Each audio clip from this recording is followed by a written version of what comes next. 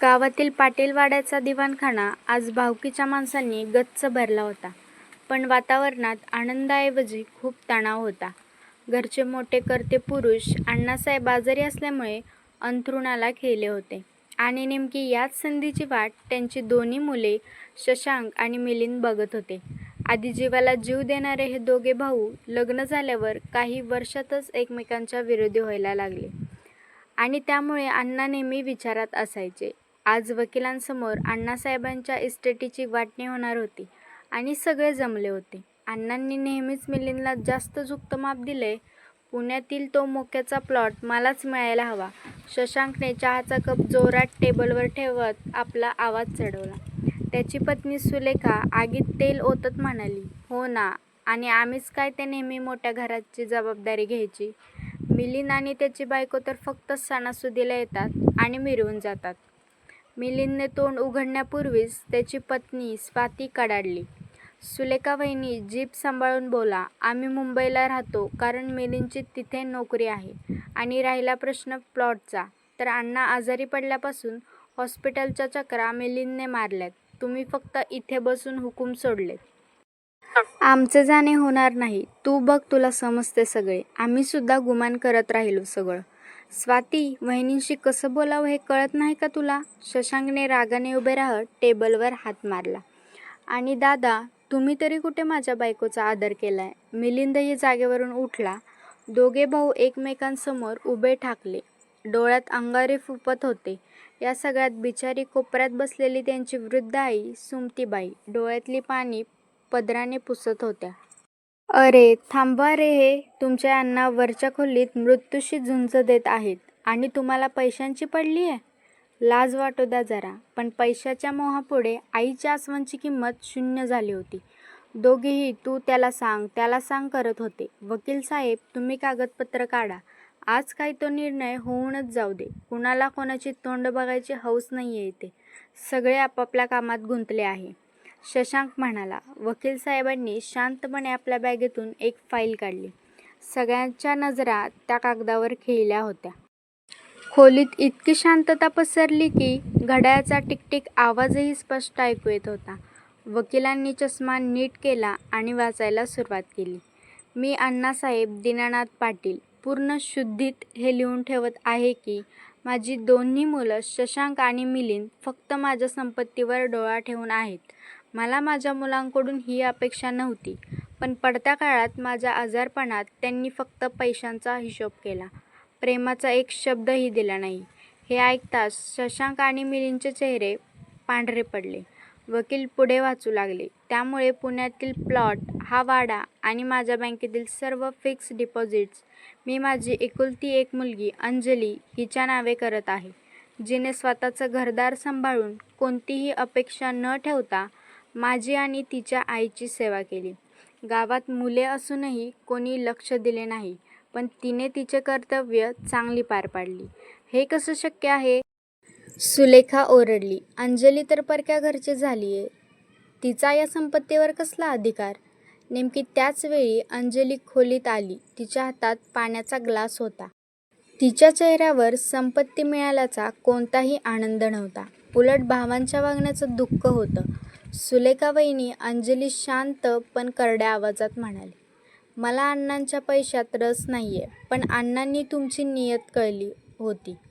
तुम्ही दोघे भाऊ ज्या प्लॉटसाठी भांडत आहात ना, तो प्लॉट अण्णांनी 2 महिन्यापूर्वीच विकलाय आणि तो सगळा पैसा अण्णांच्या कॅन्सरच्या उपचारासाठी खर्च होतोय.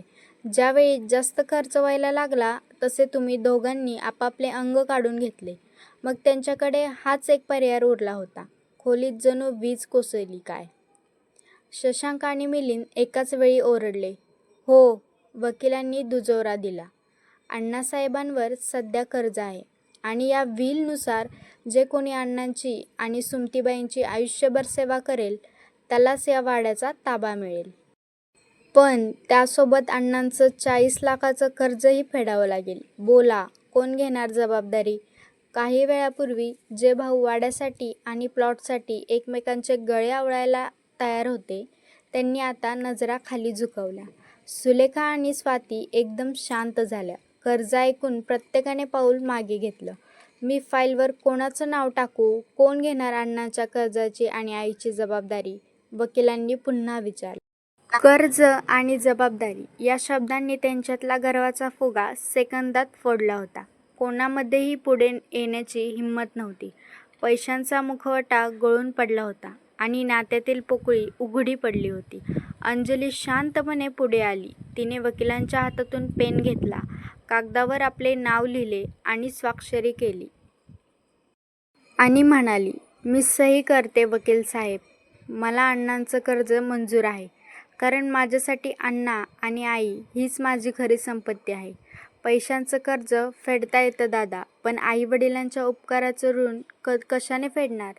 अंजलीचे हे शब्द शशांक आणि मिलिंदच्या काळजाला थेट आरपार छेदून गेले. नेमकी त्याच वेळी अण्णांच्या खोलीतून नर्स धावत आली. "अंजलीताई, अण्णांना शुद्ध आलीये. ते तुम्हाला आणि अक्काला बोलवत आहे." सुमतीबाई आणि अंजली धावतच वरच्या खोलीत गेला. शशांक आणि मिलिंदचे पाय जणू जमिनीला खिळले होते. पण मनातील पश्चाताप त्यांना आतून खात होता. दोघेही हळूहळू पावल टाकत अण्णांच्या खोलीच्या दारापाशी आले. आत अण्णांनी डोळे उघडले होते. त्यांनी क्षीण हाताने अंजलीचा हात आपल्या हातात घेतला आणि त्यांच्या डोळ्यातून अश्रू वाहू लागले. त्यांनी भिंतीवर टांगलेल्या त्यांच्या तरुणपणीच्या आणि मुलांच्या लहानपणीच्या फोटोकडे पाहिलं आणि अण्णा अतिशय थरथरत्या आवाजात सुमतीबाईंना म्हणाले, "सुमा, मी संपत्तीची वाटणी करायला निघालो होतो, पण निसर्गानेच माणसांची वाटणी करून दाखवली. ज्यांना मी माझं रक्त समजलो ते फक्त नावाचे निघाले आणि जिला परकं समजून दुसऱ्याच्या घरी पाठवलं तीच आज आमचा आधार बनून उभी राहिली." दारात उभे असलेले शशांक आणि मिलिंद आता स्वतःच्याच नजरेत पूर्णपणे पडले होते. ज्या अण्णांनी बोट धरून चालायला शिकवलं त्यांच्याच पडत्या काळात आपण पैशांचा हिशोब मांडत होतो, या विचाराने दोघांचेही डोळे पाणवले. मिलिंदने रडतच, "दादा, आपण काय करत होतो? आपण खूप मोठी चुकी केली." शशांकनेही मान खाली घातली. आज ते इस्टेटच्या लढाईत जिंकू शकले नाहीत, पण त्यांच्या मनातील लोभ कायमचा हरला होता. दोघे भाऊ हळूच अण्णांच्या पायाशी झुकले. तोंडातून शब्द फुटत नव्हता, पण डोळ्यातला पश्चाताप सांगत होता की आता उशीर झाला असेल तरी नात्याचा खरा अर्थ त्यांना समजला होता. तर मित्रांनो, कथा ऐकल्याबद्दल धन्यवाद. कथा आवडल्यास आपल्या स्वामी कथा यूट्यूब चॅनलला नक्की सबस्क्राईब करा, शेअर करा, कमेंट करा आणि बेल आयकॉन दाबायला विसरू नका. धन्यवाद. श्री स्वामी समर्थ.